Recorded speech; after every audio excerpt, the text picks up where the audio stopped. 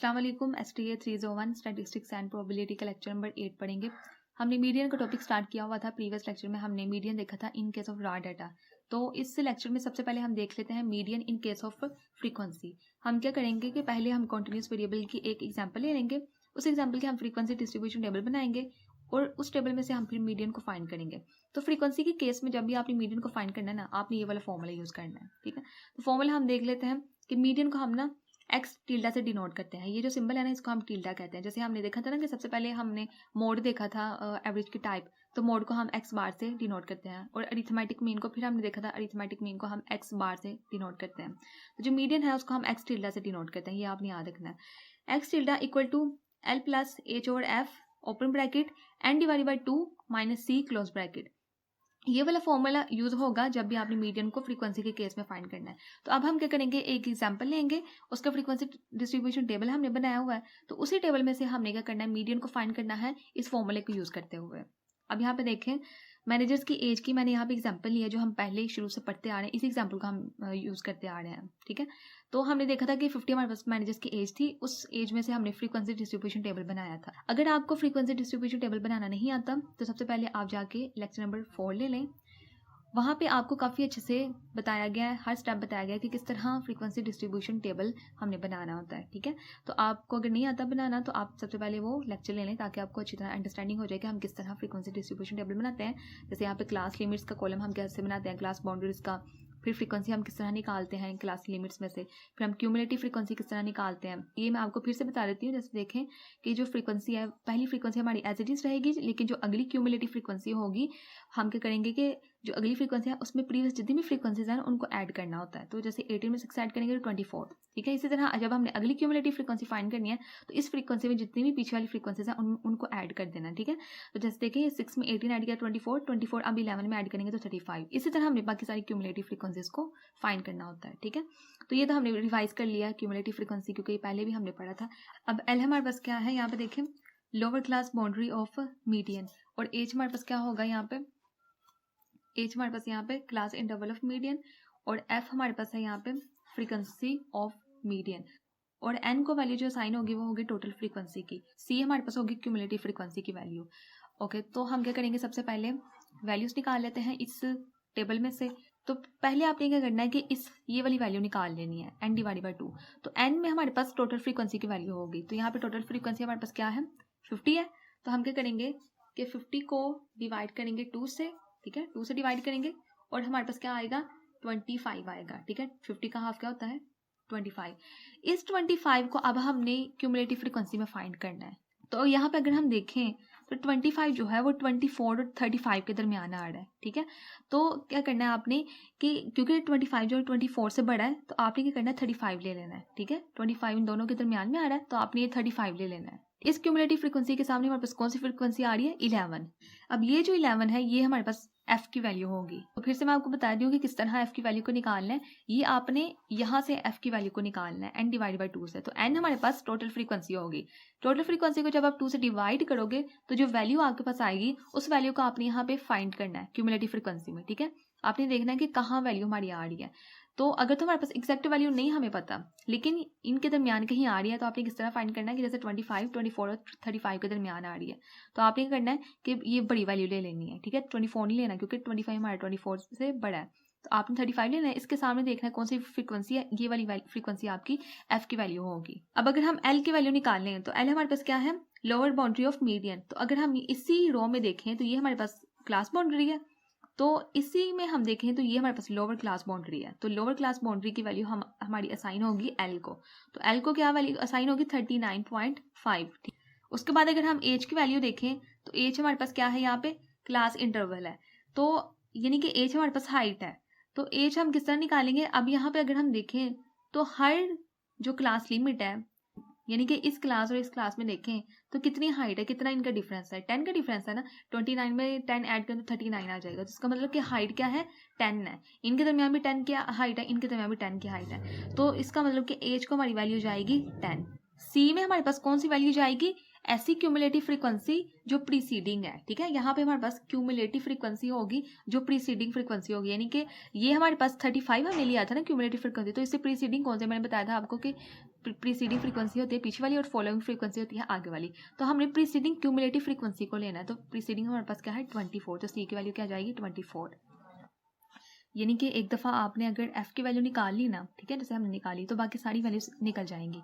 जैसे एल की वैल्यू भी निकल गई, इसी तरह हमारे पास सी की वैल्यू भी निकल गई, फिर हमारे पास एच की वैल्यू भी निकल गई। ठीक हो गया। अब हमने क्या करना है कि ये जो हमने वैल्यूज निकालनी है इनको हमने इस फॉर्मूले में वैल्यूज को पुट करना है और फिर हमने मीडियन को फाइंड करना है। तो एल की जगह हम उसकी वैल्यू को पुट करेंगे। यहाँ पे देखें X tilde equal to L की यहाँ पे वैल्यू आ जाएगी 39.5, ये वाली वैल्यू है, प्लस उसके बाद हमारे पास एच की वैल्यू क्या होगी 10 हमारे पास कहाँ गया, ये वाला 10 को पुट करेंगे। उसके बाद डिवाइड करेंगे एफ की वैल्यू से, एफ हमारे पास यहाँ पे 11 है, 11 को पुट किया। उसके बाद ब्रैकेट के अंदर हमारे पास जो एन को जब हमने डिवाइड किया था 2 से, यानी कि 50 को जब हमने 2 से डिवाइड किया तो 25 आया था, यानी कि इसकी जगह हमने 25 को पुट किया। फिर माइनस सी की वैल्यू हम पुट करेंगे, सी की वैल्यू हमारे पास है 24 यहाँ पे आ गया। उसके बाद हमने वैल्यूज को सॉल्व करना है और हमारे पास ये आंसर आ जाएगा 40.4। अब इस वैल्यू से हमें क्या पता चल रहा है कि ये जो हमने एग्जांपल लिया मैनेजर्स की एज की, हमारी 50 वैल्यूज थी ना, 50 मैनेजर्स की एज थी। उन 50 एजेस में हमारी जो मिडिल वैल्यू है ना, जो हमने मीडियन निकाल ली है, वो हमारे पास 40.4 है। ठीक हो गया। उन 50 वैल्यू में हमने मीडियन यानी कि मिडिल वैल्यू निकालनी थी, तो वो हमने इस तरह फाइंड की। तो यहाँ पे हमारा मीडियन का कंसेप्ट खत्म होता है। अब हम अगला कंसेप्ट देखने लगे हैं, वो है empirical relation between the mean, median and mode. सबसे पहले मोड पढ़ा था, फिर अरिथमेटिक मीन, और फिर हमने अभी मीडियन को देखा। ठीक है। अब अरिथमेटिक मीन को हम सिंपल मीन भी कहते हैं। ठीक है, तो ये आपने कंफ्यूज नहीं होना। अब हम क्या करेंगे कि इनका एम्पिरिकल रिलेशन हम फाइंड करेंगे इन तीनों के दरमियान। तो ये रिलेशन अगर हम देखें तो यहाँ पे लिखा हुआ है mode approximate equal to 3 into median minus 2 into mean है। हमने क्या करना है कि इन तीनों की वैल्यूज यहाँ पे पुट करनी है। यहाँ मोड की वैल्यू पुट करेंगे, यहाँ पे हम मीडियन की वैल्यू पुट करेंगे, उसको 3 से मल्टीप्लाई करेंगे, यहाँ पे हम मीन की वैल्यू पुट करके 2 से मल्टीप्लाई करेंगे। फिर इन दोनों को जो रिजल्ट आएगा उनको माइनस करने के बाद हमारी जो वैल्यू आएगी वो अप्रोक्सीमेट इक्वल टू होगी मोड की वैल्यू के। अब ये जो सिंबल है इसका मतलब होता है कि अप्रोक्सीमेट इक्वल, यानी कि इसको हम एग्जैक्ट इक्वल वैल्यूज के लिए यूज नहीं करते। तो इनको सॉल्व करने के बाद जो हमारी वैल्यू आएगी वो अप्रोक्सीमेट इक्वल होगी इस वैल्यू के, इस वैल्यू के सबसे करीब तरीन वैल्यू होगी। थोड़ा सा फर्क हो सकता है पॉइंट का। ठीक है, तो अब हम क्या करेंगे, इन तीनों में वैल्यूज को पुट करेंगे। तो वैल्यूज हमारे पास, मैंने कौन सी वैल्यूज ली हैं कि जो हम प्रीवियस लेक्चर्स में हमने फाइंड की थी ना, हमने अरिथमेटिक मीन की भी फ्रीक्वेंसी के केस में हमने वैल्यू को फाइंड किया था, मीडियन को भी हमने फ्रीक्वेंसी के केस में हमने वैल्यू को फाइंड किया था, तो मोड को भी हमने फाइंड किया था। ठीक है, जैसे कि यहाँ पे देखिए मीडियन को हमने अभी फ्रीक्वेंसी के केस में फाइंड किया था, हमारी जो वैल्यू आई थी वो है 40.4। तो ये हमने यहाँ पे मीडियन की वैल्यू ले ली। ठीक है, X tilde equal to 40.4। Arithmetic mean हमने चैप्टर 7 में पढ़ा था, उसमें हमने वैल्यू फाइंड की थी ये वाली।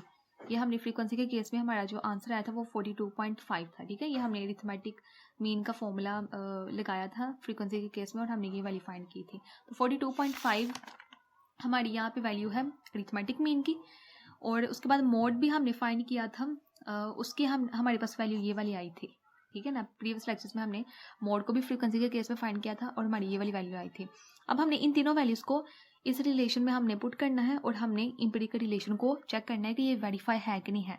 अब कब हमारा इंपीरिकल रिलेशन वेरीफाई होगा, अगर तो इन वैल्यूज़ को सॉल्व करने के बाद जो रिजल्ट आएगा, जो वैल्यू आएगी वो इसके अप्रोक्सीमेट इक्वल होगी, यानी कि इस वैल्यू के बिल्कुल करीब होगी, थोड़ा सा फर्क होगा। तो अगर तो वैल्यू अप्रोक्सीमेट इक्वल होगी मोड की वैल्यू के, तो इसका मतलब ये जो इंपीरिकल रिलेशन है ये वेरीफाइड है। तो वैल्यूज का हम पुट करेंगे, सबसे पहले मोड की वैल्यू पुट करेंगे यहाँ पे 35.815 approximate equal to 3 into median. Median की वैल्यू हमारे पास ये है, इसको पुट करेंगे -2 के बाद हमारे पास क्या है, मीन है, मीन की वैल्यू यहाँ पे हम पुट करेंगे। इसको हम 3 से मल्टीप्लाई करेंगे तो ये हमारी वैल्यू है 121.4 माइनस 42.5 को 2 से मल्टीप्लाई किया 81, दोनों को माइनस किया तो 36.2 हमारे पास वैल्यू आई है और ये हमारे पास मोड की वैल्यू है। अब यहाँ पे ज़रा गौर से देखें कि दोनों वैल्यूज़ एक दूसरे के अप्रोक्सीमेट इक्वल हैं। इसको अगर हम राउंड अप करें, पॉइंट के बाद 8 है ना, तो इसको हम राउंड अप करेंगे तो 36 हो जाएगा। ठीक है, तो ये 36.2 है, यानी कि 0.2 का बस इन दोनों के दरमियान फ़र्क है। तो इसका मतलब कि हमारा जो ये रिलेशन है ये वेरीफाइड है।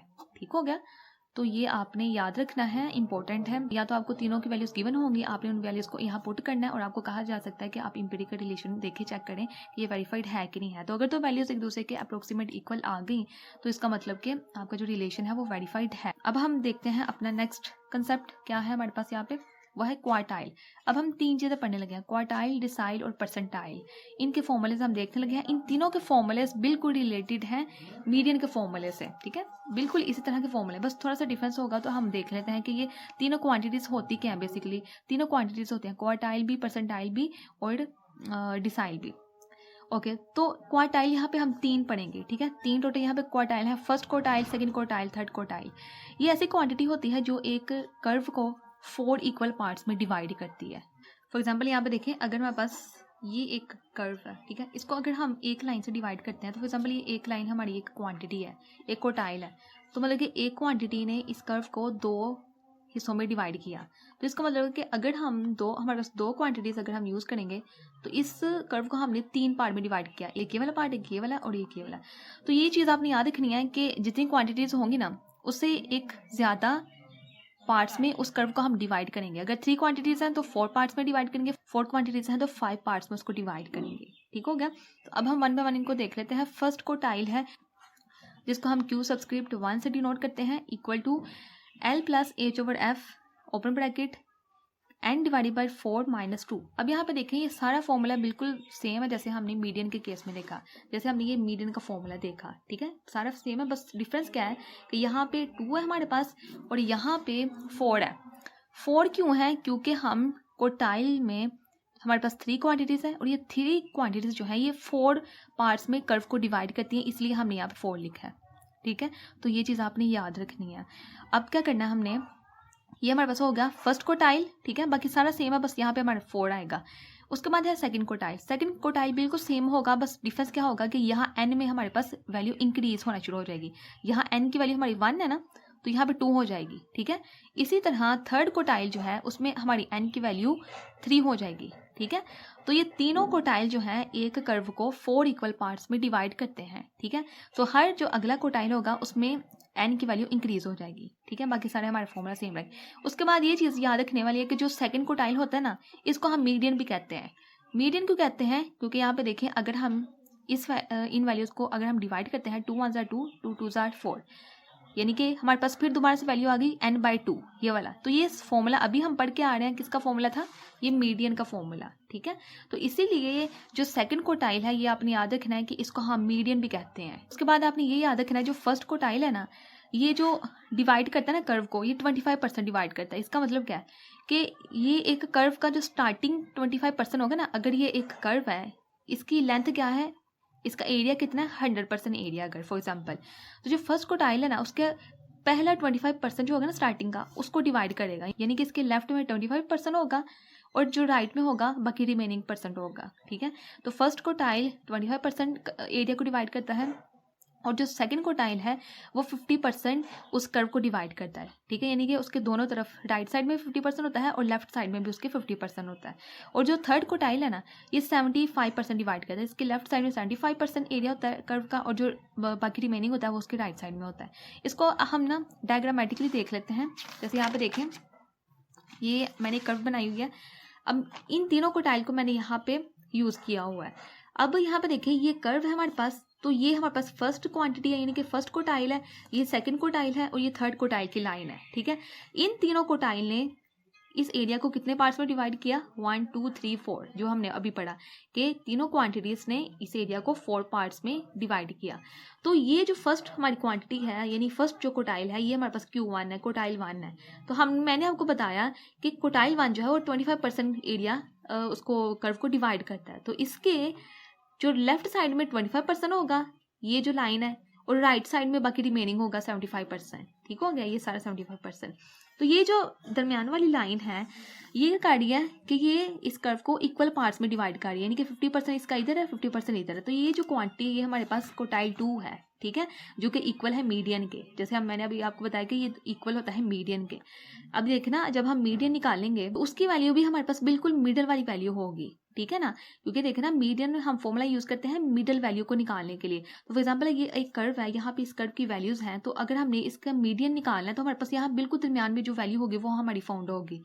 तो इसीलिए अगर हम मीडियन को निकालेंगे तभी हमारे पास मिडिल वैल्यू मिलेगी, लेकिन अगर हम क्वार्टाइल 2 को यूज़ करेंगे तभी हमारे पास मिडिल वैल्यू मिलेगी, क्योंकि क्वार्टाइल 2 जो है ये उस कर्व को बिल्कुल मीटर से डिवाइड करता है जिसके दोनों साइड में इक्वल एरिया होता है उस कर्व का, तो इसलिए हमें ये भी मिड पॉइंट देता है। ठीक है, तो इसलिए ये दोनों इक्वल होते हैं। इसके बाद ये जो थर्ड लाइन है, ये थर्ड क्वांटिटी हमारे पास क्वार्टाइल थर्ड है। ठीक है, थर्ड क्वार्टाइल है। थर्ड क्वार्टाइल में हमने देखा कि इसके ये 75% डिवाइड करता है एरिया को। इसका मतलब है कि इसके जो लेफ्ट साइड में एरिया होगा 75% और बाकी रिमेनिंग उसके 25% उसके राइट साइड में होगा। ठीक हो गया, तो ये कंसेप्ट आपको अच्छे से समझ आ जाना चाहिए। ठीक है, अगर नहीं समझ आया तो वीडियो दोबारा देख लें, आपको समझ आ जाएगा। बहुत ईजी कंसेप्ट है। अब क्या करेंगे हम, ये तो देख लिया हमने कि 3 तरह के क्वार्टाइल हमने देखे, 3 क्वांटिटीज हमने देखी, क्वार्टाइल 1 और 2 और 3। हमने देखा कि किस तरह वो एक कर्व को डिवाइड करते हैं। अब हम चलते हैं डिसाइल की तरफ। डिसाइल में जैसे मैंने आपको बताया कि डिसाइल, परसेंटाइल, क्वार्टाइल, ये सारे फॉर्मूले रिलेटेड है मीडियन के फॉर्मूले से। बस डिफरेंस इस चीज़ में होगा, यहाँ पे डिफरेंस होगा, बाकी सारा कुछ सेम है हमारा। ठीक है, कोई भी वैल्यू चेंज नहीं होगी। तो डिसाइल क्या है? ऐसी क्वांटिटी, इसमें टोटल 9 क्वांटिटीज होती हैं जो कि डिवाइड करता है एक कर्व को 10 इक्वल पार्ट्स में। ठीक है, ये जो है 10 इक्वल पार्ट्स में डिस्ट्रीब्यूट करता है। ठीक है, ये क्वांटिटी, इसमें हमारे पास टोटल 9 क्वांटिटीज होती है। जैसे क्वार्टाइल में हमने 3 क्वांटिटीज पढ़ी है ना, 3 क्वांटिटीज जो 4 इक्वल पार्ट में डिवाइड करता है कर्व को, और लेकिन डिसाइल में हमारे पास 9 क्वांटिटीज होती हैं जो कि 10 इक्वल पार्ट में डिवाइड करता है। तो अब हम देख लेते हैं जो फर्स्ट डिसाइल है उसमें क्या होगा कि सिर्फ यहाँ चेंजिंग होगी। आपने ये चीज़ याद रखनी है, जो हमारा मीडियन की फॉर्मूला था ना मीडियन का, उसमें नीचे हमारे पास 2 होता है, और जो हमने क्वार्टाइल के भी तीनों क्वांटिटीज देखी हैं, क्वार्टाइल 1, 2 और 3, उसमें नीचे हमारे 4 होगा, हमेशा 4 होगा। और जो डिसाइल है ना उसके नीचे हमारा हमेशा 10 होगा। ये 10 कैसे होगा? जैसे मैंने आपको बताया कि क्वार्टाइल 4 इक्वल पार्ट में डिवाइड करता है, इसलिए उसके नीचे 4 आता है। डिसाइल 10 इक्वल पार्ट्स में डिवाइड करता है, इसलिए इसके नीचे 10 यूज होगा। ठीक है, सो जो सेकंड डिसाइल होगा उसमें अब n में चेंजिंग आएगी सेकंड डिसाइल में, यानी कि यहाँ 1 है, n की वैल्यू यहाँ 2 हो जाएगा। इसी तरह जो थर्ड डिसाइल है इसमें n की वैल्यू 3 हो जाएगी, और हम चलते जाएंगे जब तक हमारे पास 9 क्वांटिटीज नहीं आ रही। और जो 9th डिसाइल होगा उसमें n की वैल्यू यहाँ पे 9 हो जाएगी, 9 n डिवाइडेड बाय 3 होगा। ठीक है ना, अब उसके बाद ये चीज़ याद रखनी है कि जो 5th डिसाइल होगा ना वो बिल्कुल मीडियन के सेम होगा। ठीक है, लेकिन अगर हम देखें ना, अगर हम 5th डिसाइल देखें तो यहाँ पे n की वैल्यू साथ 5 हो जाएगी ना, तो क्या होगा कि 5n डिवाइडेड बाय 10 हो जाएगा। तो इसका अगर हम डिवाइड करें तो 5 1 ज़र 5, 5 2 ज़र 10, तो इसका मतलब कि यहाँ n डिवाइडेड बाय 2 ये हमारी वैल्यू आ गई है। और हमने ये देखा कि ये वैल्यू कहाँ होती है? मीडियन के फॉर्मूले में होती है, n डिवाइडेड बाय 2। तो इसका मतलब कि जो 5th डिसाइल होगा वो बिल्कुल सेम होगा मीडियन के। जैसे मैंने आपको बताया ना कि जो सेकंड क्वार्टाइल है ये भी मीडियन के बिल्कुल सेम होता है, तो इसीलिए जो यहाँ 5th डिसाइल होगा वो भी मीडियन के फॉर्मूले के सेम होगा। ठीक है, तो ये चीज़ भी आपने याद रखनी है। अब हम चलते हैं थर्ड क्वांटिटी में, जो हमारे पास है यहाँ पे परसेंटाइल।